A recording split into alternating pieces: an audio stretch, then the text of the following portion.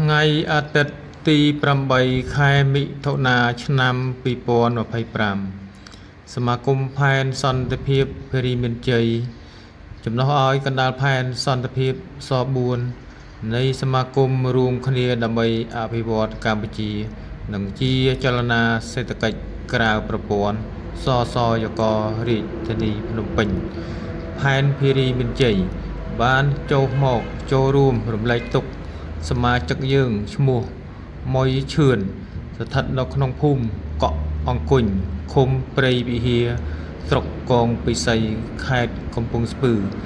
ដែលម្ដាយបង្កើតរបស់សមាជិកយើងបានទទួលមរណភាពនាពេលកន្លងមកនេះ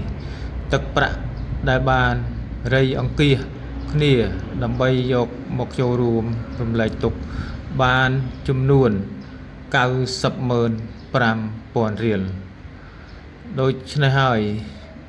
នៅក្នុងសមាគមផែនភេរីមានជ័យក៏សូម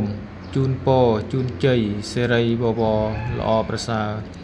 កើតមានដល់បងប្អូននៅក្នុងសមាគមជួបសេចក្តីសុខសេចក្តីចម្រើនគ្រប់ពេលវេលា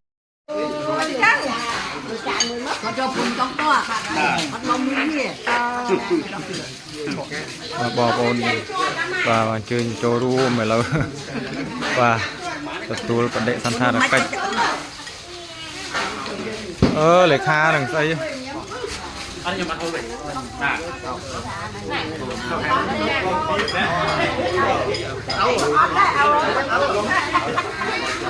ញ៉ាំអូនញ៉ាំ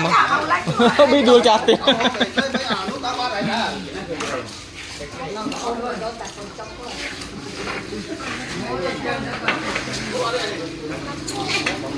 អូលោកអាលោកបានស្រីស្អាតបញ្ចុកទៀត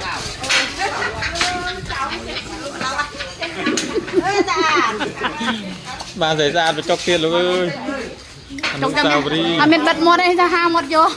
ដាក់ដល់ពុកដាក់ទៅណែណែបាទ